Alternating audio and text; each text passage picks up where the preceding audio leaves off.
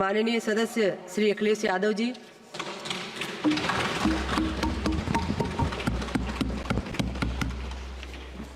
सभापति महोदया, मैं आपका बहुत धन्यवाद देना चाहता हूं कि आपने मुझे बजट 2024-2025 में बोलने का मुझे मौका दिया है। इस सरकार का लगातार ये 11वां बजट है। 11वें बजट के बाद भी नाउम्मीदगी दिखाई दे रही है और सरकार में है तो सरकार के लोग तो अच्छी बात करेंगे ही, न केवल नाउम्मीदगी दिखाई दे रही है बल्कि जो चेहरों पे खुशी होनी चाहिए थी सरकार बनने के बाद, वो चेहरों पे उतनी खुशी नहीं दिखाई दी।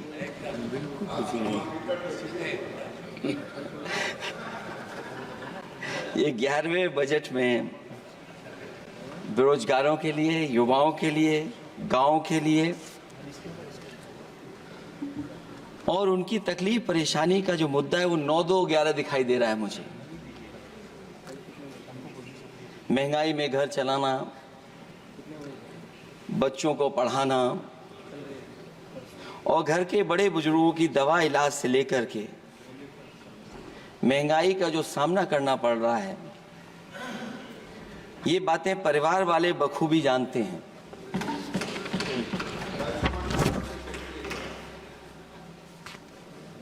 मैं जब सत्ता पक्ष के लोगों के जो आंकड़े देखता हूं और सुनता हूं, अगर इतना सब कुछ 10 साल में अच्छा हुआ है तो आप हंगर इंडेक्स में कहां खड़े हैं? अगर 10 साल बाद भी यही बात सत्ता पक्ष की तरफ से आएगी कि हम कहां खड़े हैं। आपने बड़ा सपना दिखाया make in India. Uttar Pradesh जैसे बड़े स्टेट से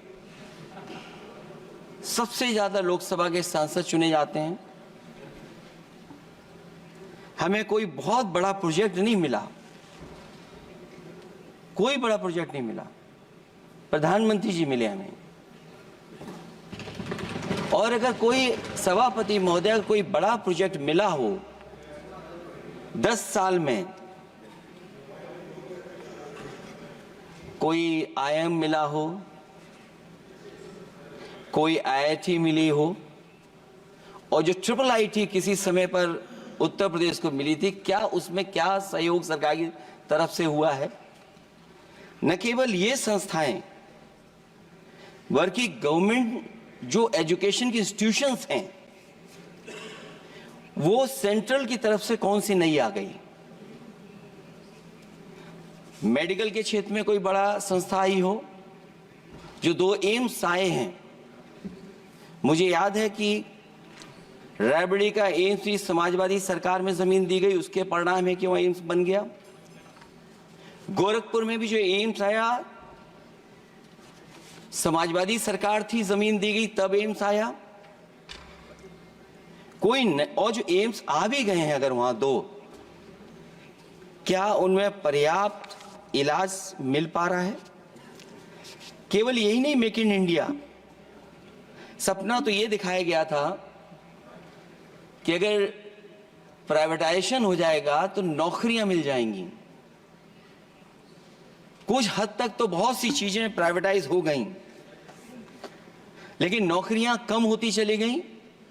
और जो सबसे बड़ा सवाल है, जो पीड़ित परिवार के लोगों को जो हक और सम्मान मिलता है, क्या ये सरकार वो दे पा रही है? टैक्स कलेक्शन में सपना दिखा रहे हैं कि हम यहां पहुंच गए हैं, आखिरकार एक्सपोर्ट क्यों कम होता चला जा रहा है? और हम जो ट्रेड डेफिसिट है उसको कैसे खत्म करेंगे?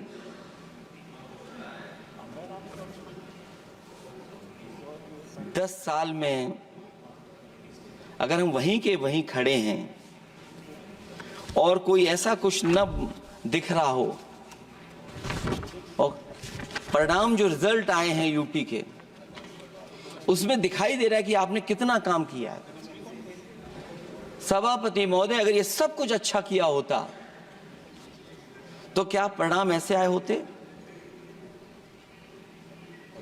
जहां हारे ही नहीं हैं आप, सीटें ही कम नहीं हुई हैं। देश के प्रधानमंत्री जी भी वोट से हारे हैं, वोट से हारे हैं। जो कभी 5 लाख तक जीतना था जिन्हें, या 10 का टारगेट बनाया था, कितने से जीते? तो कम से कम इन चीजों को तो देखें। मैं जब सुनता हूं सत्तापक्ष लोगों को तो मुझे वो लाइनें याद आ जाती कि वो झूठ बोल रहा था, बड़े सलीके से मैं एतवार न करता तो और क्या करता।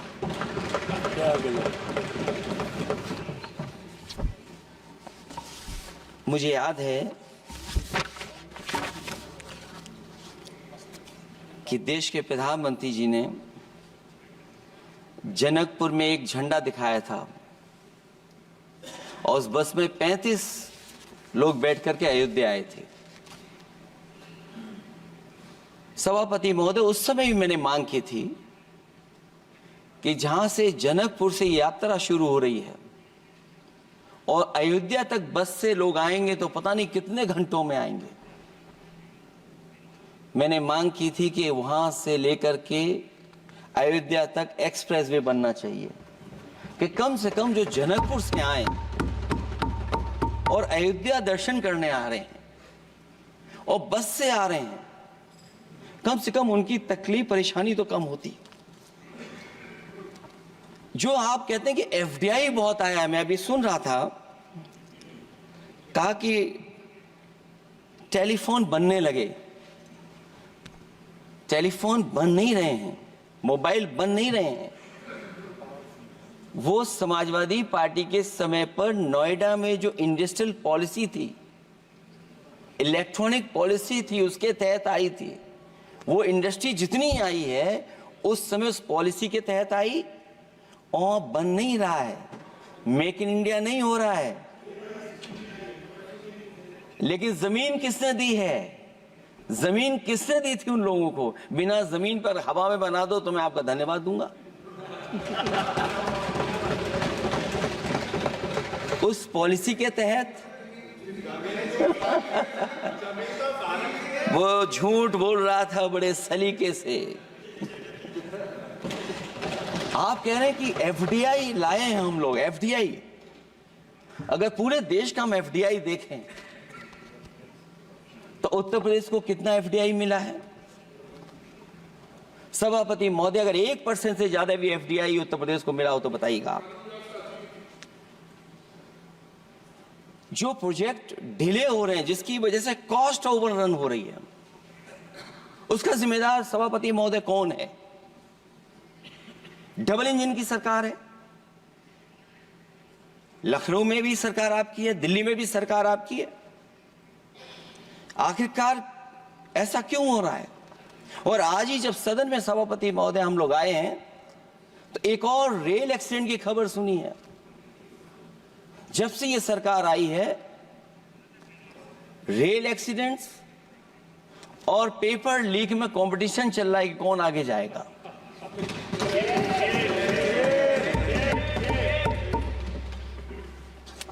मैं तो अखबारों में पढ़ता था सभापति महोदय कि तोड़ फोड़ करके ये सरकार बनाते हैं। अभी एक सदस्य पिछली बार वो तोड़ फोड़ कर करके शायरी भी बनाने लगे हैं। जो प्रोजेक्ट और जिस प्रोजेक्ट के लिए प्रधानमंत्री जी एयरफोर्स का सबसे बड़ा हवाई जहाज हरकुलिस विमान लेकर के आए थे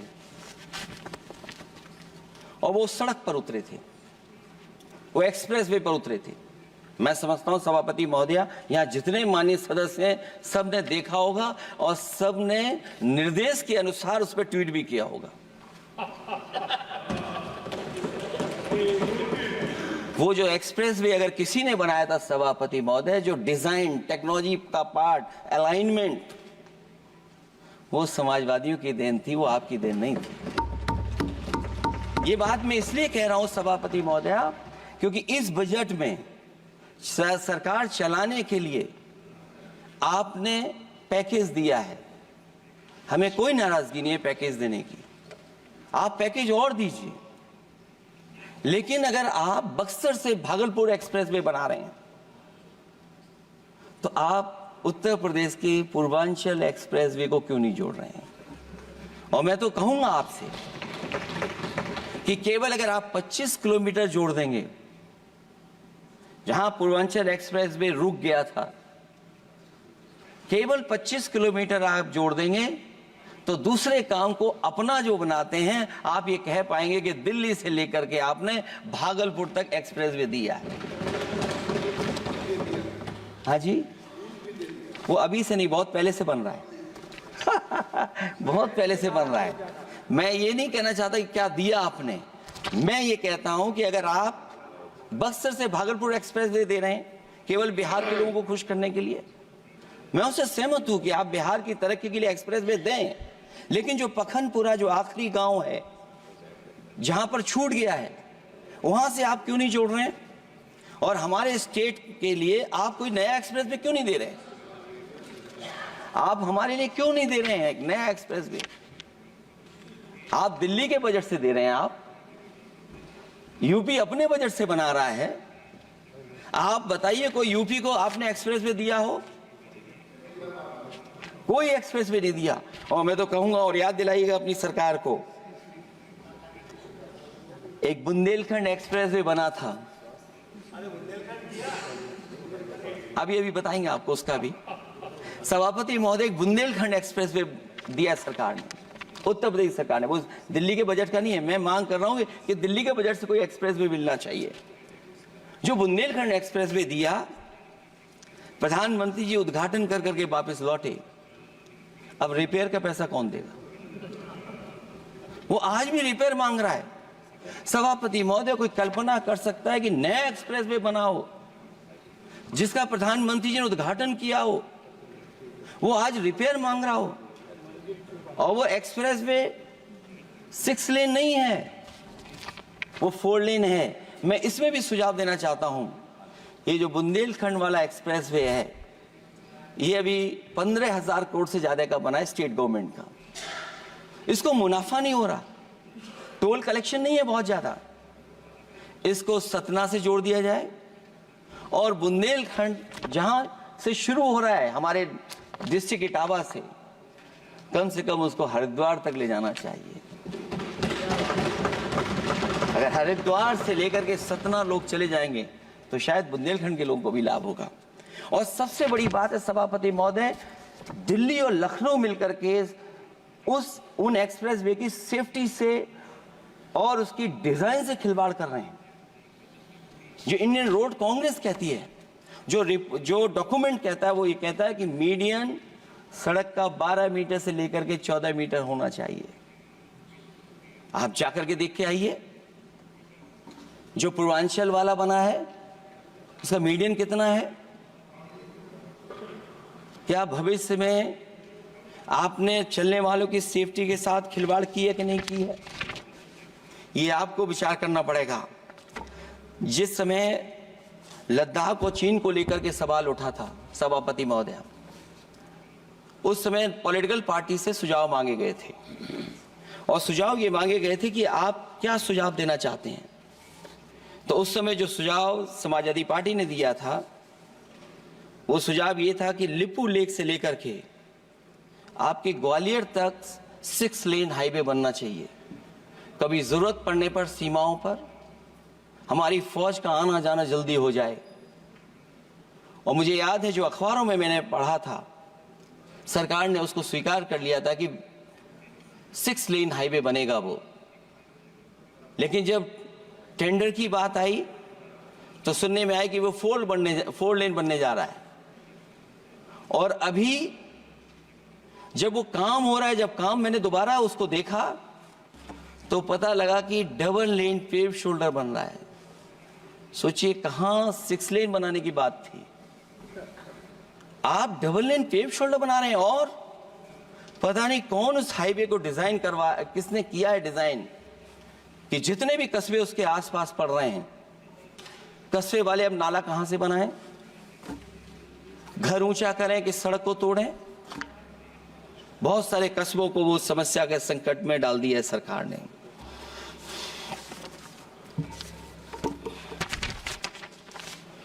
जो सरकार मंचों से ये कहती थी कि हम किसानों की आय दोगुनी कर देंगे, आज तो 11 साल हो गए सरकार को। किसान की आय दोगुनी हो गई क्या सरकार बताए? और अभी मैं बहुत सारे माननीय सदस्यों को जब सुनता हूं तो वो कहते हैं कि हम एमएसपी दे रहे हैं। अगर आप एमएसपी दे रहे हैं तो उसकी कानूनी गारंटी क्यों नहीं दे रहे हैं आप कानूनी गारंटी दीजिए। और फिर कई बार सुनने को मिलता है कि हॉर्टिकल्चर क्रॉप्स के लिए आप क्या कर रहे हैं, उसके एमएसपी की कब तैयारी करेंगे आप? और फिर आय दोगुनी में आप कितना देंगे किसान को? जो पिछले बार बजट में कहा गया था कि एग्रीकल्चर इंफ्रास्ट्रक्चर के लिए 1 लाख करोड़ देश को मिलेगा। अगर 1 लाख करोड़ देश को मिला होगा एग्रीकल्चर इंफ्रास्ट्रक्चर को, तो कम से कम यूपी का शेयर कुछ तो रहा होगा। सभापति महोदय, सरकार ने अगर एक भी मंडी बनाई हो तो बता दें। हाँ, ये अलग बात है कि अगर आप कोई चीज सुधारने के लिए कोई परिवर्तन कर रहे हैं, स्टोरेज के लिए किसी को पहले ही बता दे रहे हैं, वो बात अलग है। लेकिन किसान कहां जाएगा जहां उसको रेट मिलेगी? और फिर ये इस बजट में कहा जा रहा है कि हम 109 high yielding and climate resilient varieties लाएंगे। तो सभापति महोदय, हम अपने माननीय मंत्री से कहेंगे कि वो ग्लोबल वार्मिंग के लिए जो आप काम पिछले कितने वर्षों से कर रहे हैं, क्या हुआ उस ग्लोबल वार्मिंग का? COP21 में भी आप हुआ है, G20 में भी आपने आश्वासन दिया, और कुछ नहीं किया। तो आपको क्या लाना पड़ रहा है? 109 high yielding and climate resilient varieties. आप मुझे बताओ किसान पर कब तक पहुंचाओगे आप? और उसको पहुंचाने के लिए आपके पास क्या इंतजाम है? और फिर दूसरे पैराग्राफ में फिर बदल जाते हैं आप। अभी आप बात कर रहे हैं रेजिलिएंट वैरायटीज की, और फिर आप कह रहे हैं कि हम नेचुरल फार्मिंग को बढ़ावा देंगे। सभापति महोदय, इस सरकार बताए कि रेजिलिएंट क्रॉप सीड्स कब तक पहुंचा देंगे, उससे लाभ किसानों को कैसे मिलेगा? और फिर नेचुरल फार्मिंग जो अभी भी कर रहा है किसान कई जगह पर, उसके लिए क्या अलग से पैकेज है आपके पास बजट में? आपने तो केवल सभापति महोदय एक चीज सीखी है पार्ले जी बिस्किट से, महंगाई और मुनाफा। इस सरकार ने 10 साल में डीएपी की बोरी को और खाद की बोरी को छोटा कर दिया। इससे और ज्यादा छोटा मत करना आप। और आपने डीएपी, जब किसान डीएपी लेने गया तो सरकार ने कहा कि बिना नैनो यूरिया के आप नहीं मिलेगा आपको। मैं सरकार से जानना चाहता हूं कि नैनो यूरिया से क्या लाभ पहुंचा है किसानों को, ये बताइए। नैनो यूरिया से क्या लाभ पहुंचा है सरकार बताए।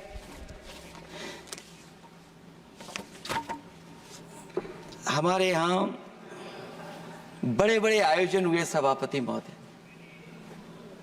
इन्वेस्टमेंट मीट के बड़े बड़े आयोजन हुए इन्वेस्टमेंट मीट के, और 5 लाख करोड़ के एमओयू साइन हो गए। 5 लाख करोड़ के। मैं ये सभापति महोदय, बजट हमारी क्या मदद कर रहा है उत्तर प्रदेश के उद्योग लाने के लिए? और ऐसे आयोजन हुए जिसमें देश के प्रधानमंत्री आए, देश के राष्ट्रपति आए,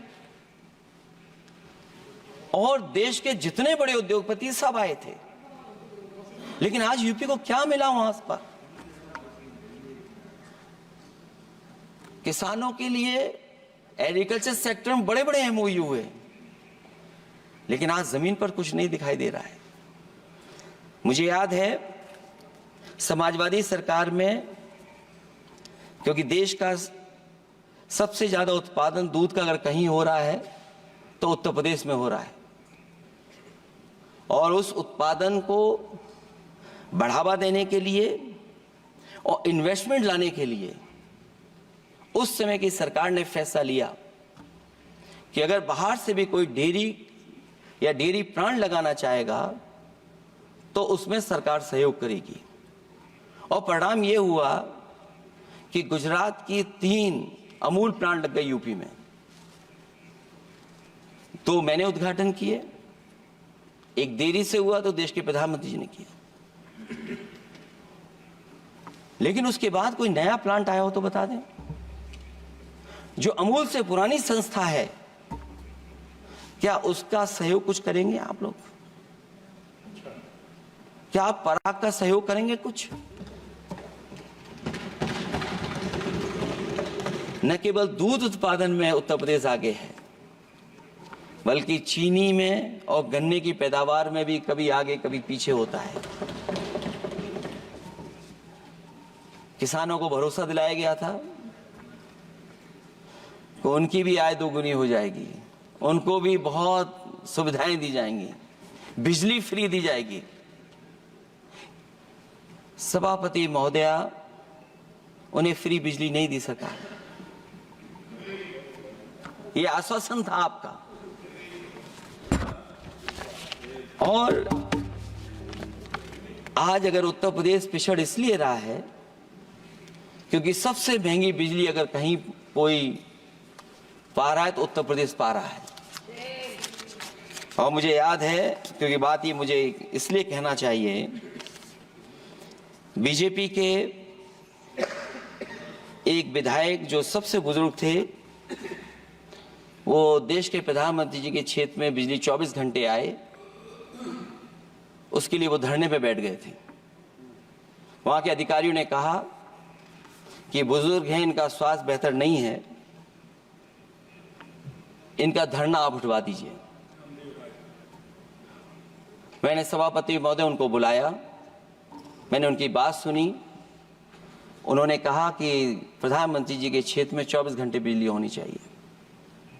उसी दिन मैंने फैसला ले लिया कि प्रधानमंत्री के क्षेत्र में 24 घंटे रहेगी बिजली।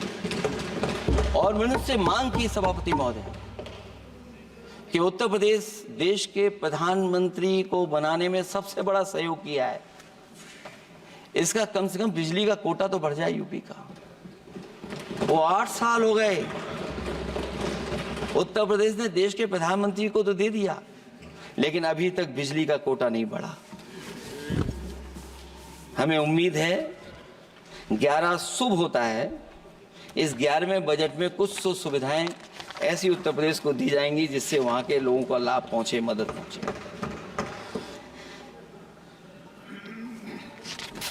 जहां किसान आत्महत्या कर रहा है, और पिछले 10 साल में सरकार जानती होगी कि कितने किसानों ने आत्महत्या की है, लाखों लाख किसान आत्महत्या कर चुके हैं। जहां किसान तकलीफ और परेशानी में है,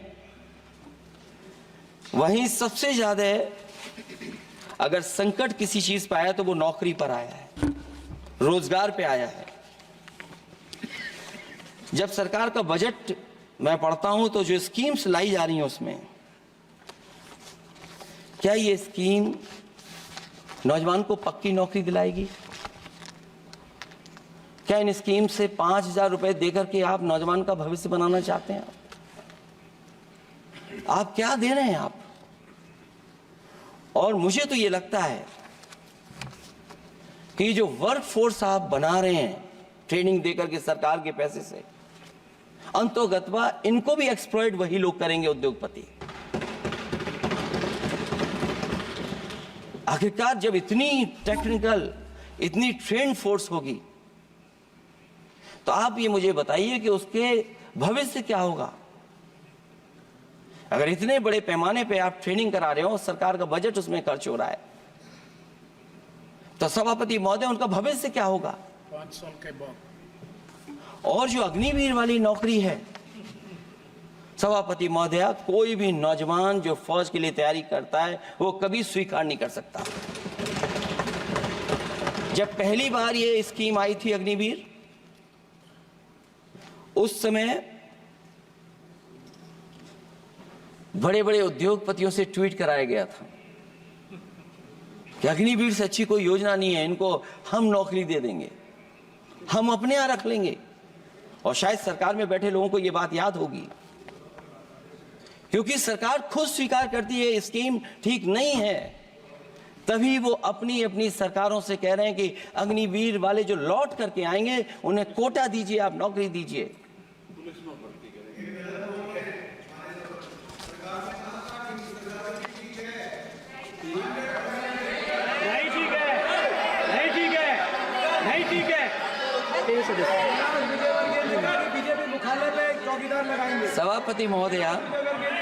सभापति महोदय, मैं बैठ जाता हूं, आप खड़े होकर के कह दीजिए अग्निवीर व्यवस्था अच्छी है। मैं इस सभा में खड़े होकर कहता हूं, उस राज्य से आता हूं, हिमाचल प्रदेश से, जिसने पहला परमवीर चक्र विजेता मेजर सोमनाथ शर्मा दिए। कारगिल के युद्ध में सबसे ज्यादा शहीद होने वाले हिमाचल प्रदेश के वीर नौजवान थे। 4 परमवीर चक्र विजेता हुए, उसमें से 2 कैप्टन विक्रम बत्रा और सूबेदार संजय कुमार हिमाचल प्रदेश से हुए। और मैं कहता हूं, जी हां, जो लंबे समय से मांग थी 1 रैंक 1 पेंशन की किसी सरकार ने पूरी नहीं की, वो नरेंद्र मोदी जी की सरकार ने यहां पर पूरी की है। और मैं एक बात और कहता हूं, अखिलेश यादव जी सुन ले, अग्निवीर में 100% एम्प्लॉयमेंट की गारंटी है और रहेगी। माननीय सदा साहब अपनी बात सभापति महोदय, जो मैंने बहुत छोटा सवाल पूछा था, मैं दूसरी बात कहता हूं। अगर ये जो बात आप कह रहे हो, तो आपको जरूरत क्यों पड़ रही कि आपको उत्तर प्रदेश में और प्रदेशों में कोटा देना पड़ रहा है 10%? सभापति महोदय, सभापति महोदय, सभापति महोदय, बैठिए। सभापति महोदय, जहां तक परमवीर, रुक जाइए,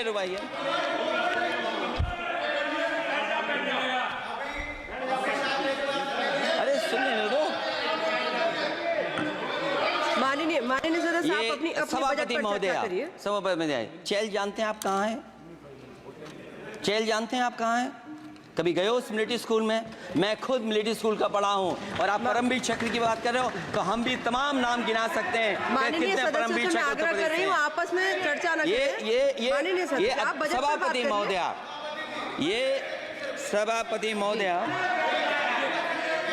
जी 1 मिनट से भी कम, मैं आपके सामने कहना चाहता हूं, ये तो केवल मिलिट्री स्कूल गए हैं। मैं आज भी टेरिटोरियल आर्मी के 124 रेजिमेंट में कैप्टन के रैंक पे अपनी सेवाएं दे रहा हूं। अखिलेश जी केवल ज्ञान मत बांटिए, राहुल गांधी जी के साथ बैठकर अब वहां बुलाने का झूठ बोलने की आपको आदत पड़ गई। प्लीज बैठिए, प्लीज।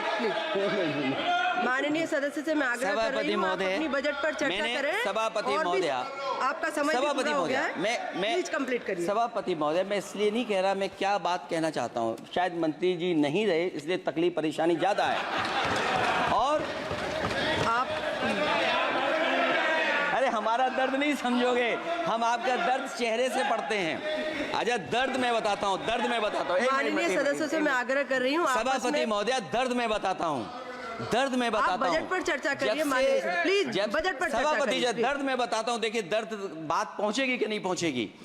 सभापति महोदय, उत्तर प्रदेश से जब से हारे हैं तब से कोई नमस्कार नहीं कर रहा है। तकलीफ वो है आपको। कंप्लीट करिए। वो वीडियो हमने देखा है कि कोई किसी को नमस्कार नहीं कर रहा है, कोई किसी को देख नहीं रहा है। चलिए, धन्यवाद माननीय। और जो अपने आप को बहुत ताकतवर कहते थे, बहुत ताकतवर कहते थे आप अपने आप को, जिसने हराया उसको नहीं ये हटा पा रहे हैं। अब बात समझ में नहीं आई ना? माननीय जिसने हराया उसको नहीं हटा पा रहे। और अगर सभापति महोदय, अग्निवीर व्यवस्था समाजवादी लोग स्वीकार ही नहीं कर सकते। आप बजट पर पूरी अपनी बात रखिए। सभापति महोदय, अग्निवीर स्वीकार नहीं कर सकते। आप अपनी जब भी चर्चा हम रखिए, सत्ता में आएंगे, साल 2 साल, ये चलने वाली सरकार नहीं है, गिरने वाली सरकार है, याद रखना आप। माननीय सदस्य, और देखिए, आप क्यों नहीं समझ रहे हो? साइकिल हमारा चुनाव चिन्ह है, साइकिल ही आपको सरकार चलवा रही है। जिस दिन साइकिल हट गई, आप कहां बैठे मिलोगे? और दूसरे हमारे साथी हैं जो हमें लेकर के यहाँ लाए थे। माननीय हम यहाँ सदस्य मैं छूट गए, आग्रह कर वो रही चले हूँ, गए कंप्लीट वहाँ। करिए। सभापति महोदय, मैं दो तीन बातें कहता हूँ यूपी को लेकर के मैं मांग करता हूँ। कंप्लीट करिए आप। सभापति महोदय, चंबल एक्सप्रेसवे बनना चाहिए, क्योंकि देश का सबसे बड़ा एक्सप्रेसवे जो 1 लाख करोड़ का बना है वो दिल्ली मुंबई से है, और यूपी को क्यों नहीं जोड़ रहे हैं आप? गंगा को लेकर के सब चिंतित हैं। गंगा की सफाई अभी नहीं हुई है। जो बजट गया पता नहीं कहां चला गया, किसी को नहीं पता। जैसे पानी बहा वैसे ही बजट भी चला गया। दूसरा, क्योंकि मंत्री जी बैठे हैं, वो जानते होंगे मंत्री जी कि देश की सबसे अच्छी लाइन सफारी बनी है इटावा में, और उस लाइन सफारी को बनाने में हम लोगों को बहुत समय लगा, क्योंकि एक लाइन सफारी, एनिमल सफारी अगर बननी हो उसको बनाने में बहुत टाइम लगता है, बहुत जगह से परमिशंस लेनी पड़ती हैं। हम लोगों को परमिशंस नहीं मिली, और क्योंकि वो प्रोजेक्ट अच्छा है, एशियाटिक लाइन्स की ब्रीडिंग शुरू हो गई वहाँ पर। ये सरकार इसलिए नहीं शुरू करना चाहती है क्योंकि वो समाजवादियों ने बनाई है। पहली बार देश में एशियाटिक लाइन्स पैदा हो रहे हैं। नहीं, वहाँ पर इटावा में पहली बार हो रहे हैं, और वो इसलिए नहीं शुरू कर रहे हैं। और वो शेर मैं बता दूंगा आपको, शेर आया था कि कोई और आया था, वो कहानी मैं नहीं पढ़ूंगा यहाँ पर, फिर मैं बोल दूंगा तो फिर कहोगे कि क्या बोल दिया मैंने, इसलिए मत बुलवाइए तो ही अच्छा है। कि कुछ तो धन्यवाद माननीय सदस्य, धन्यवाद। कुछ मत बुलवाइए मुझसे। सभापति महोदय, मैं ये कहना चाहता हूँ कि लाइन सफारी, एनिमल सफारी उस क्षेत्र की, यूपी की प्राइड है वो, कि पहली बार ब्रीडिंग सेंटर एशियाटिक वहाँ पर बन गया है। दिल्ली की सरकार और यूपी की सरकार मिलकर के उसको शुरू नहीं होने दे रही है। मुझे उम्मीद है कि उसको शुरू करवा देंगे आप। और आखिरी में मैं कहता हूँ, चलते चलते आप 2 लाइनें कहता हूँ। बुनियाद को नकार कर जो इमारतें उठाएंगे, हम भी देखते हैं वो किस मंजिल तक जाएंगे। धन्यवाद। बहुत बहुत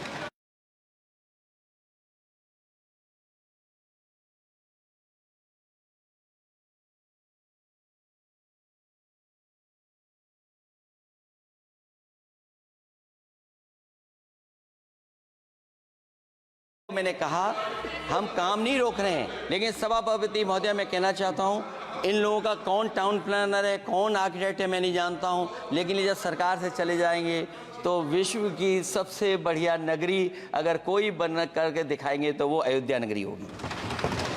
माननीय सदस्य क्यों को